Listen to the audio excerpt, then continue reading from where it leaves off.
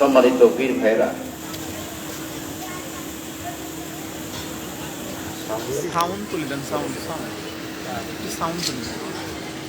একেবারে পিছনে যারা বসছেন তাদের চোখের পাওয়ার একটু বেশি ভালো, কিন্তু আমাদের চোখের পাওয়ার একটু কম। চেহারাটা ভালো দেখা যাচ্ছে, একটু সামনের দিকে আগে আসেন। পিছনে যারা বসছেন দয়া করে আপনারা সামনের দিকে আসেন, এবং যারা দাঁড়িয়ে আছেন দয়া করে মাহফিলের মধ্যে আসেন। আপনারা যারা বসছেন একটু সামনে আগায় আসেন, আপনারা সাইড থেকে একটু আগায় আসেন। মাশাআল্লাহ, খুব ভালো। আলহামদুলিল্লাহ, আলহামদুলিল্লাহি রাব্বিল আলামিন, والصلاة والسلام على سيد وإمام المرسلين وعلى آله وأهل بيته أجمعين، وخصوصا على سيدنا غوث الأعظم أمين المكين. فقد قال الله تعالى: بسم الله الرحمن الرحيم. قل لا أسألكم عليه أجرا إلا المودة في القربى. صدق الله العلي العظيم. وفقد قال الله تعالى: ألا إن أولياء الله لا خوف عليهم ولا هم يحزنون. بسم الله الرحمن الرحيم. يا حمرائيل يا تنائيل بحق يا شيخ عبد القادر الجيلاني شيئا الله. بسم الله الرحمن الرحيم. إن الله وملائكته يصلون على النبي يا أيها الذين آمنوا صلوا عليه وسلموا تسليما. اللهم صل على سيدنا مولانا محمد وعلى سيدنا مولانا উড়ে যাবে এই মাসুম দিয়ার সাগর কান্দি খানকা শরীফের হাওয়া। উড়ে যারে মেদিনীপুর, এই মজলিসের সালাম জানাও আমার বড় হুজুর পাকের রওয়া যায়। আল্লাহুম্মা সাল্লি আলা সাইয়্যিদিনা মাওলানা মুহাম্মাদ ওয়া আলা সাইয়্যিদিনা হাবিবানা এ প্রাণ পাখি যাইবার কালে দেখি যেন আপনাকে, না দেখিলে সাদের জীবন যাবে মরে সে দেবে ফলে। আল্লাহুম্মা সাল্লি আলা সাইয়্যিদিনা মাওলানা মুহাম্মাদ ওয়া আলা سيدنا مولانا দুই নয়নের পানি সারা মুর্শিদ কি দিব আর তোমারে দুই নয়নের পানি বিনে রশিদ সান কি দিব আর তোমারে গোলাম বলে এই পাপীদের শিকার করিও হাসরে আল্লাহুম্মা সাল্লি আলা সাইয়্যিদিনা মাওলানা মুহাম্মাদ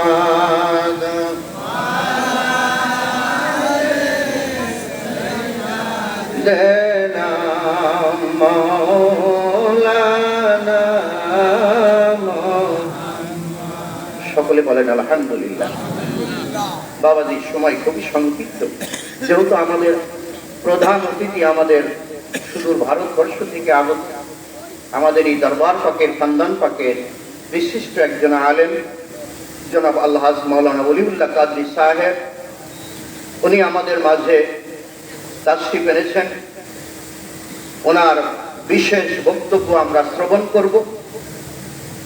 ওনার গভীর জ্ঞান থেকে, কোরআন এবং হাদিস থেকে যে মূল্যবান তাশরীফের বক্তব্য আমাদের মাঝে রাখবেন, নিঃসন্দেহে এটা আমাদের জন্য কার্যকারী। তো সময় খুবই সংক্ষিপ্ত। ব্যক্তিগতভাবে আজকের এই সাগরকান্দি খানকা শরীফের ম্যানেজিং কমিটির সকল সদস্যবৃন্দকে আন্তরিক শুভেচ্ছা অভিনন্দন। আমাকে এত বড় মহৎ একটি মাহফিলে সামান্যতম সময় আমি গুনাহগারকে সুযোগ করে দিয়েছেন। আমি ব্যক্তিগতভাবে সকলকে ধন্যবাদ এবং ভালোবাসা জানাই। বর্তমান আমাদের এই অঞ্চলে বা আমাদের এই ডিস্ট্রিক্টে অনাবৃষ্টি চলতেছে, কথা ঠিক কিনা? অনাবৃষ্টির কারণে আমাদের প্রত্যেকেরই কম বেশি অসুবিধা হচ্ছে কিনা?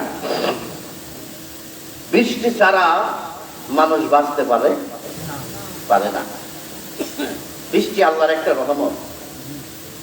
ঠিক তদ্রূপ আল্লাহ রাব্বুল আলামিন এই বান্দার যত ইবাদত আছে, যত বন্দেগী আছে, যত সাধনা আছে, যত ধর্ম আছে, যত কর্ম আছে, সব ধর্ম, সব কর্ম, সব বন্দেগীর ঊর্ধ্বে আমার আল্লাহ বান্দা যখন দুই ফোঁটা চোখের পানি ছেড়ে মাওলার দরবারে করজোড়ে নত শিরে মালিকের কাছে ক্ষমা প্রার্থনা করে, চোখের জল যখন জমিনের মধ্যে পড়ে, আমার আল্লাহ ডাক দিয়া বলেন, বান্দা তোমার চোখের জল গড়িয়ে জমিনে পড়া দেরি আছে, কিন্তু তোমার চোখের জলের বিনিময়ে আমি আল্লাহ তোমার মনোবাসনা পূর্ণ করতে দেরি করি না। জোরে বলুন সুবহানাল্লাহ। তো এই চোখের পানির মূল্য আছে কি আছে না বাবা? অবশ্যই আছে। চোখের পানি ছাড়া কোনো ধর্ম নাই। কানতে কানতে আদম শফিউল্লাহ 350 বছরে 350 বছর কাঁদলেন, কিন্তু সেই কান্দনের কোনো দাম নাই।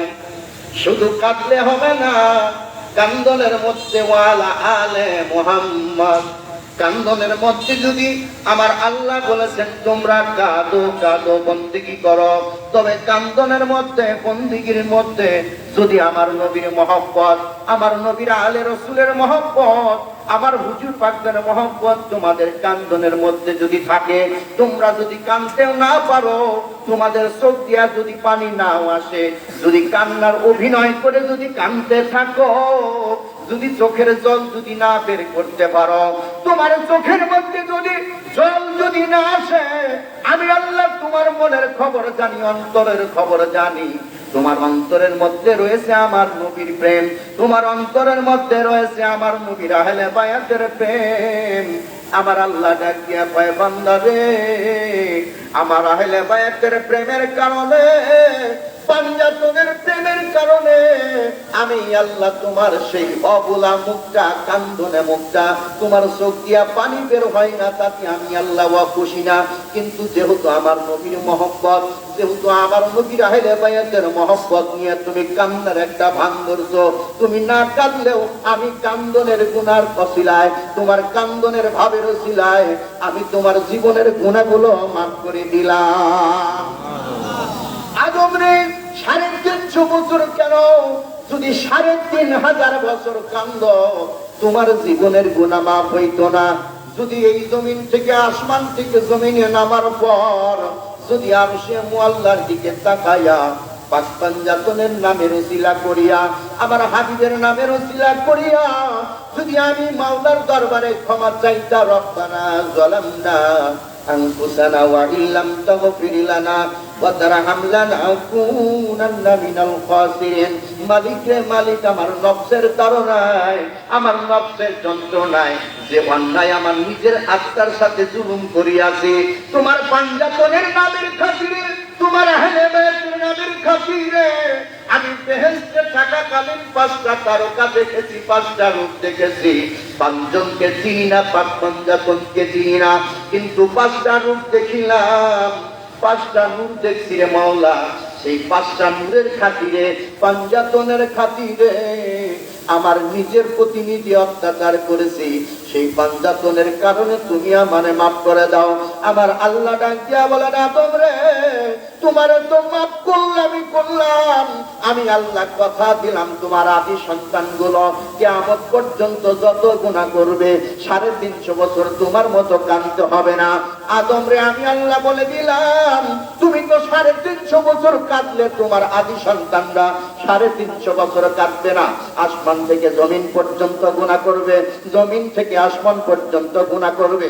গুনাহ করার পর যদি এই বান্দাগণ বান্দিগণ তোমার মতো পাঞ্জাতনের উসিলা লইয়া আমি মাওলার দরবারে হাত বাড়াইয়া ডাক দিয়া বলে, মালিক, আওলাদে রাসূলের দরবারে আসছি গো, মেদিনীপুর খানদান পাকে আসছি, আওলাদে রাসূলের নূরানি চেহারা মুবারক দেখলাম, আওলাদে রাসূলের নূর মুবারক দর্শন করলাম। তাজাল্লিয়া ইলাহি পীর কি বর্জক, এই পীরের বর্জকটা হলো সরাসরি ইলাহির বর্জক, নূরে খোদা কা জাতি নূরে খোদা। আল্লাহ রাব্বুল আলামিন এই নূরময় নূরকে মাওলানা জালালউদ্দিন নবী বলেছেন, পীরেরা জাতে খোদা এক নাদির, না মুরিদ না মুরিদ না মুরিদ। জোরে জোরে কোন সুবহানাল্লাহ। এই ভক্তগণ শুনিয়া নাও, বুঝিয়া নাও, তোমার পীর কোনো সাধারণ পীর না। গুগ্গু সাপের বাচ্চাও গুগ্গু সাপ, কথা কোন ঠিক কিনা? গুগ্গু সাপের ডিম দাও, কিন্তু গুগ্গু সাপের ডিম, ওটা কিন্তু ঘোড়া সাপের ডিম কয় না, ঘোড়া সাপের ডিম কয় না, অজাগর সাপের ডিম কয় না। ডিম যদিও ছোট হয়, বলে গুগ্গু সাপের ডিম, জাতি সাপের ডিম, খবর আছে, কথা ঠিক কিনা? বাবারে, আমার পীর কোনো সাধারণ পীর না।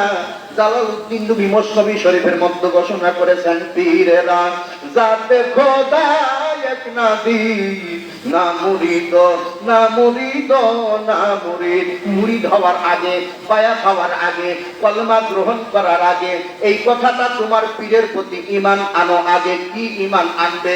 তুমি যেই পীরের কাছে বায়াত নিতেছ, এই পীর কিন্তু সাধারণ কোনো ব্যক্তি না, সাধারণ কোনো মানুষ না। তাহলে কি? মাওলানা জালালউদ্দিন রুমি তার প্রমাণ করে দিছে, পীরেরা জাতে খোদা, পীরের জাত ওলিয়া উলিয়ার জাত, ওলিয়া উলিয়ার জাত, ওলিয়া উলিয়ার বংশ। মাওলানা জালালউদ্দিন রুমি বলেছেন, পাগল রে, এই বংশের সাথে কোনো মানুষের তুলনা দিও না, এই বংশের সাথে কোনো বস্তুর তুলনা দিও না, এই বংশের সাথে কোনো সৃষ্টির তুলনা দিও না, এই বংশের সাথে আসমানের তুলনা নাই, এই বংশের সাথে জমিনের তুলনা নাই, এই বংশের সাথে নক্ষত্রের তুলনা নাই, এই বংশের সাথে কোনো চন্দ্রের তুলনা নাই। তাহলে কি তুলনা দিতে পারে? এই বংশের সাথে কি তুলনা দিতে পারে? কোনো যেহেতু মেসাল নাই, কোনো যেহেতু তুলনা নাই, মাওলানা জালালউদ্দিন রুমি বলেছেন একটা বস্তুর সঙ্গে তুলনা করা যায়, সেটা কি? মাওলানা জালালউদ্দিন কয় আল্লাহর সাথে কোনো তুলনা নাই। আর ওই ব্যক্তির সঙ্গে কেমন ওলি আল্লাহর তুলনা করা যায়? কারণ কোন ব্যক্তি কোন বস্তুরে আল্লাহ বলা যায় না, না না। কোন নবীরেও কেউ আল্লাহ বলতে পারে পারে নাই। কিন্তু আমার আল্লাহ ডাইরেক্ট কোরআনে ঘোষণা করেছেন, আলা ইন্না আউলিয়া আল্লাহি। জোরে জোরে কোন আল্লাহু আকবার। বান্দা বান্দি শুনিয়া নাও, আমি আল্লাহর সঙ্গে কোন নবীও তুলনা করতে পারে নাই, কোন রসুলও তুলনা করতে পারে নাই, কিন্তু আমি আল্লাহর সঙ্গে আমার বন্ধু আল্লাহর ওলিদের তুলনা করে দিলাম। মাওলানা জালালউদ্দিন রুমি এই জন্য বলেছেন, পীরেরা জাতে খোদা এক নাদের, না মুরিদ না মুরিদ না মুরিদ। একজন ভক্ত একজন মুরিদান যতক্ষণ পর্যন্ত তার পীরকে ডাইরেক্ট খোদার জাত হিসেবে না চিনতে পারবে, ডাইরেক্ট খোদার জাত হিসেবে নিজের কাছে মানিয়া নিতে না পারবে যে আমার পীর হলো খোদার জাতের জাত, আমার পীর হলো স্বয়ং খোদা, এই কথাটা যতক্ষণ পর্যন্ত মুরিদান না স্বীকার করবে, না মুরিদ না মুরিদ না মুরিদ, ওই ব্যক্তির নামটা মুরিদের খাতায় লেখা হবে না। ইয়া রাসূলুল্লাহ ইয়া হাবিবাল্লাহ বলেন, ইয়া রাসূলুল্লাহ ইয়া রাসূলুল্লাহ ইয়া হাবিবাল্লাহ ইয়া রাসূলুল্লাহ ইয়া হাবিবাল্লাহ ইয়া রাসূলুল্লাহ ইয়া আমি শুনেছি কোরআনে মাওলা দেখিলে আপনাকে দুজকের আগুন হারাম হইবে। ইয়া রাসূলুল্লাহ, ওই আমি শুনেছি কোরআনে দেখিলে মাওলা রে বাবা দুজকের আগুন হারাম হইবে, দয়া করিয়া দিবেন গো দেখা, দয়া করিয়া দিবেন গো দেখা। ইয়া রাসূলুল্লাহ ইয়া হাবিবাল্লাহ ইয়া রাসূলুল্লাহ বাবা মাতা পিতা যাহার অন্ধকার কবরে রাখিবেন নবী গো মায়ার নজরে, মাতা পিতা যাহাদের অন্ধকার আর রাখিবেন নবী গো মায়ার নজরে, দয়া করিয়া দিবেন গো দেখা, দয়া করিয়া মারহাবা দিবেন গো দেখা। ইয়া রাসূলুল্লাহ মাশাআল্লাহ ইয়া রাসূলুল্লাহ ইয়া হাবিবাল্লাহ ইয়া রাসূলুল্লাহ ইয়া হাবিবাল্লাহ ইয়া রাসূলুল্লাহ ইয়া হাবিবাল্লাহ। মারহাবা কোন খারাপ লাগতেছে নাকি? ওয়াজ হলো কেবল শুরু নাকি? পাক বান্দাতুল শান আহলে বায়াতের শান আমার আল্লাহ দীর্ঘ 23টা বছর নাজিল করছে, তাও শেষ করতে পারে নাই। কোরআনে কি কোন নবীদের কথা আছে নাকি? কোরআনে হলো ডাইরেক্ট আহলে বায়াতের কথা, কোরআনটাই হলো আহলে বায়াত নাকি? কোরআনটা হলো আহলে বায়াত। আমরা সূরা ফাতিহার মধ্যে পড়ে ইহদিনাস সিরাতাল মুস্তাকিম পড়ি কি পড়ি না? এই যে ইহদিনাস সিরাতাল মুস্তাকিম পড়ি, এর অর্থটা কি? এর অর্থ হলো, হে প্রভু তুমি আমাদেরকে সরল সঠিক পথ দেখাও নাকি? না কোন অর্থ আছে?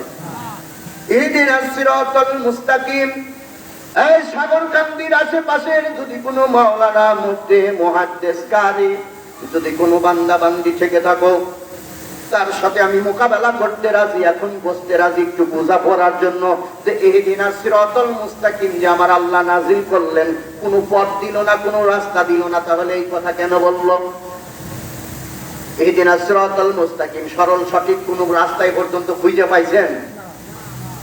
যেই রাস্তাটা সঠিক, এ কি কোনো মাটির তৈরি রাস্তা যেই রাস্তা দিয়ে সাগরকান্দি যাওয়া যাবে, আমিনপুর যাওয়া যাবে, এরকম কোন রাস্তা নাকি? হ্যাঁ, নামাজ পড়লে সঠিক রাস্তা পাওয়া যাবে এরকম কোন কথা না? নামাজ একটা বন্দিগি, ওটা রাস্তা না। নামাজ একটা বন্দিগি, ওইটা রাস্তা না। রোজা একটা বন্দিগি, ইবাদত, ওইটা রাস্তা না। হজ একটা বন্দিগি, ওইটা রাস্তা না। যাকাত একটা বন্দিগি, ওইটা রাস্তা না। তাইলে রাস্তা কি? তাইলে রাস্তা কি? রায়পুরে সাধনা করবেন, বন্দিগি করবেন, আল্লাহু জিকির করবেন, ওইটা আপনার বন্দিগি, ওইটা রাস্তা রাস্তা না। বন্দিগির পাহাড় করতে পারবেন, কিন্তু রাস্তাটা কি সেটা দেখান। কি রাস্তাটা কি? আল্লাহ যে রাস্তার কথা বললো, যা আমাকে সরল সঠিক পথ দেখাও, সেই রাস্তাটা কি? রাস্তা কোনো ধর্ম না, রাস্তা কোনো বস্তু না, রাস্তা কোনো ইবাদত বন্দিগি না যে আপনি ইবাদত করলে সরল সঠিক রাস্তা পেয়ে যাবেন, আপনি 5 ওয়াক্ত নামাজ 12 বছর পরে সঠিক রাস্তা পেয়ে যাবেন, এমন কোন দিক নির্দেশনা নাই। তাহলে রাস্তা কি? আসেন, ইমাম জাফর সাদিক আলাইহিস সালাম উনি রাবায়াত করেছেন হাদিসের মধ্যে যে ইহদিনাস সিরাতাল মুস্তাকিম দ্বারা কাকে বোঝানো হয়েছে জানেন? শুনে নেন, ইহদিনাস সিরাতাল মুস্তাকিম দ্বারা ইমাম জাফর সাদিক আলাইহিস সালাম বলেছেন যে আল্লাহ পাক রব্বুল আলামিন মানব জাতির জন্য, গোটা কুল কায়নাতের জন্য, গোটা সৃষ্টির জন্য, গোটা পৃথিবীর জন্য একটা রাস্তা দেখিয়েছেন, একটা রাস্তা দেখিয়েছেন। সেই রাস্তার দিক নির্দেশনা, সেই রাস্তার আলামত, সেই রাস্তার কেবলমাত্র একটা দিক দেখিয়েছেন আল্লাহ পাক কোরআনের মধ্যে যে ইহদিনাস সিরাতাল মুস্তাকিম, সরল সঠিক পথ ধরো, এটা কেবল একটা ইঙ্গিত দিয়েছেন।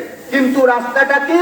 ইমাম জাফর সাদিক আলাইহিস সালাম বলেছেন যে আমি শুনেছি রাসূল থেকে যে ইহদিনাস সিরাতাল মুস্তাকিম বলতে একমাত্র আল্লাহ রাব্বুল আলামিন মাওলা আলী মুশকিল কুশাকে দিয়েছেন। সুবহানাল্লাহ, আল্লাহু আকবার।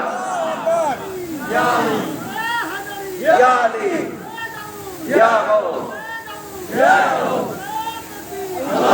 ইহদিনাস সিরাতাল মুস্তাকিম দ্বারা কেবলমাত্র মাওলা আলী মুশকিল কুশাকে বোঝানো হয়েছে যে হে আমার উম্মতগণ, হে আমার নবীগণ, হে আমার সৃষ্টিগণ, উম্মতগণ, নবীগণ, সৃষ্টিগণ যারাই আছো, যদি হেদায়েত প্রাপ্ত, ইহদিনাস সিরাতাল মুস্তাকিম সঠিক রাস্তাটা কিন্তু হেদায়েত প্রাপ্ত নাকি?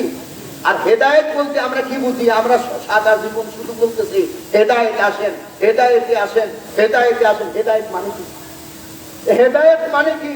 হেদায়েত মানে হলো সংশোধন হওয়া। কি এখানে শিক্ষিত সমাজ, অশিক্ষিত কথা বলে যাওয়ার শক্তি আমার নাই। হেদায়েত শব্দের অর্থ হলো সংশোধন হওয়া। তো একজন ব্যক্তি অসংশোধন ব্যক্তি কেবল একজন সংশোধন ব্যক্তির কাছে গিয়ে সংশোধন হতে পারে নাকি? একজন অশিক্ষিত ব্যক্তি আর একজন অশিক্ষিত ব্যক্তির কাছে কি শিক্ষা যায় নাকি?